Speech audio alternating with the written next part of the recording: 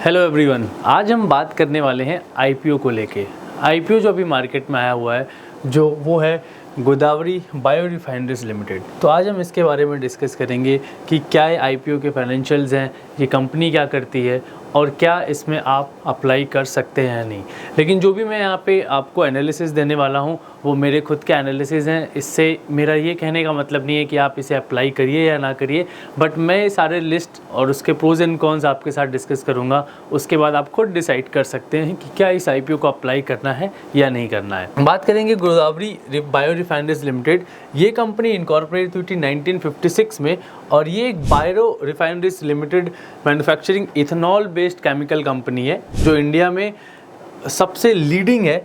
और this company operate and integrated bio refinery with a capacity of 570 KLPD for ethanol production.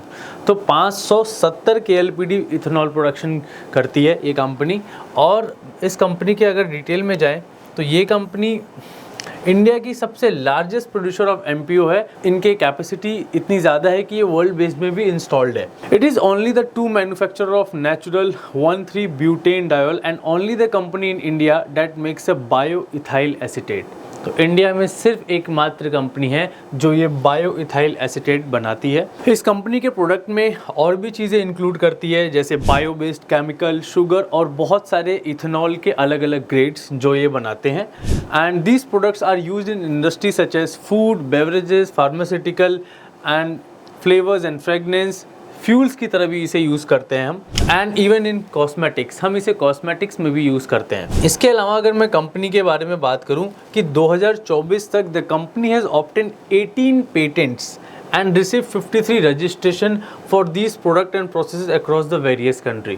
तो ये भी एक बहुत ही अच्छे साइंस हैं कि कंपनी बहुत सारे नए नए चीज़ों को फिगर आउट करके आई हुई है कि वो कौन कौन से चीज़ों पे आगे काम करने वाली है, which includes 18 patents and 53 registration.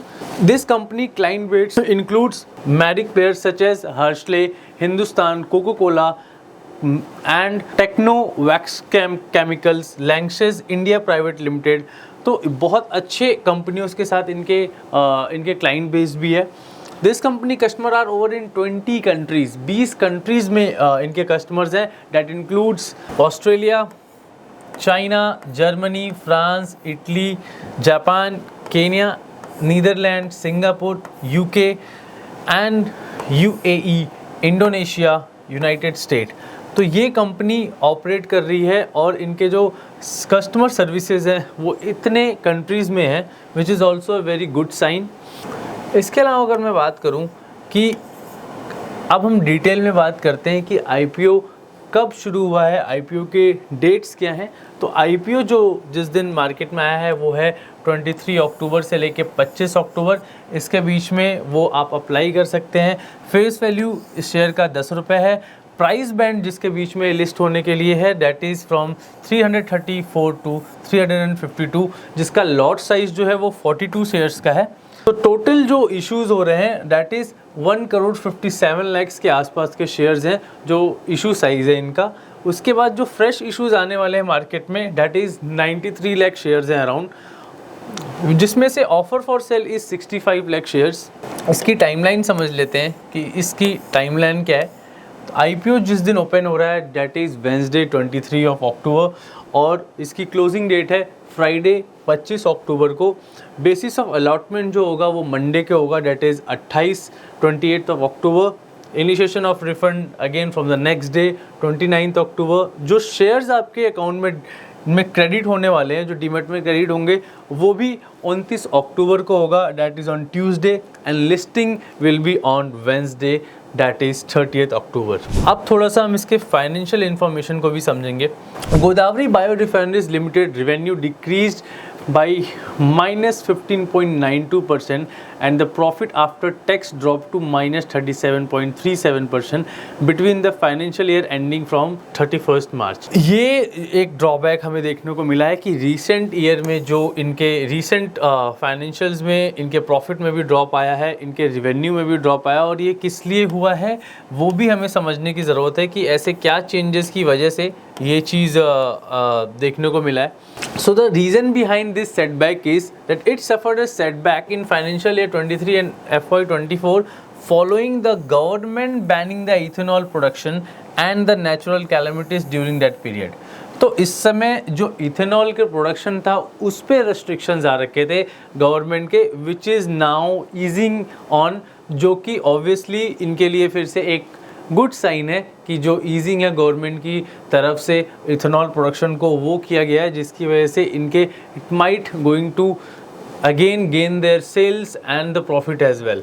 अब हम समझेंगे कि इनकी डिफरेंट पीरियड्स में कैसे इनके रेवेन्यूज़ रहे हैं. अगर मैं मार्च 2022 की बात करूं तो that was 1709 crore.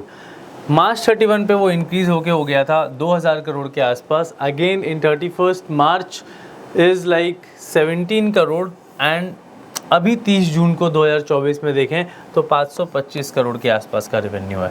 Obviously profit after tax this quarter is not good, that is -26 crore.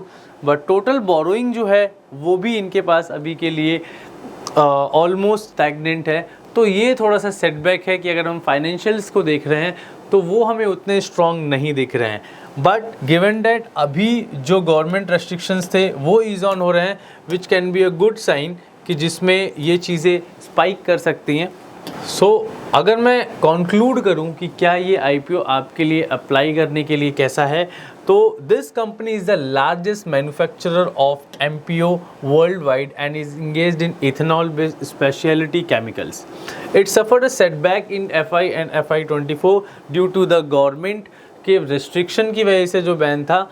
Thou the prima facie appears aggressively priced and considering improve prospect following the liberalized norm for the ethanol production and increased ratio around 20 for blending, the company is poised for bright prospect. जैसा कि हम देख रहे हैं यहाँ पे कि जो भी लिबरलाइजेशन हो रहे हैं, जो restrictions हैं वो कम हो रहे हैं, इसकी वजह से it going to positive affect this company, इनके प्रोडक्शन में वो हेल्प करेगा, which can be a good sign कि आने वाले समय में ये कंपनी लॉन्ग टर्म के लिए आपको अच्छे रिटर्न या फिर ठीक ठाक रिटर्न दे सकती है.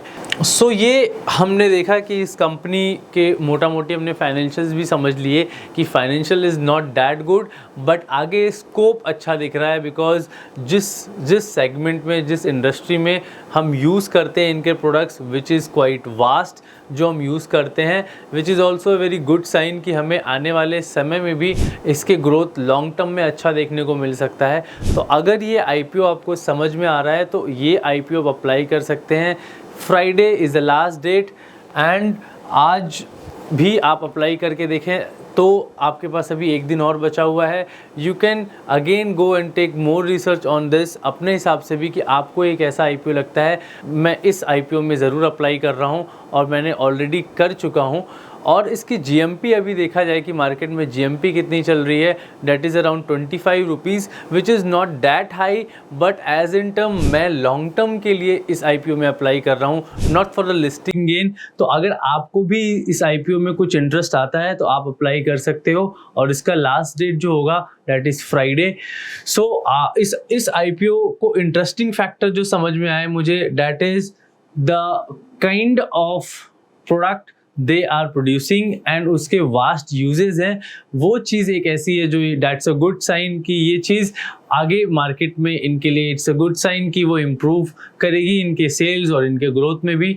तो अगर ये वीडियो आपको इन्फॉर्मेशनल लगा और लगता है कि आप इसकी हेल्प से आप IPO के एनालिसिस को समझ पा रहे हैं तो इस वीडियो को लाइक करें, शेयर करें और इस चैनल को सब्सक्राइब करें. अगर आपके पास डीमैट अकाउंट नहीं है तो आप अपना डीमैट अकाउंट ओपन कर सकते हैं. लिंक आपको डिस्क्रिप्शन बॉक्स में मिल जाएगा, वहाँ पे जाके आप अपना डीमैट अकाउंट ओपन कर सकते हैं और अपनी इन्वेस्टमेंट और ट्रेडिंग की जर्नी की शुरुआत कर सकते हैं. मिलते हैं अगले वीडियो में, तब तक के लिए कीप वॉचिंग.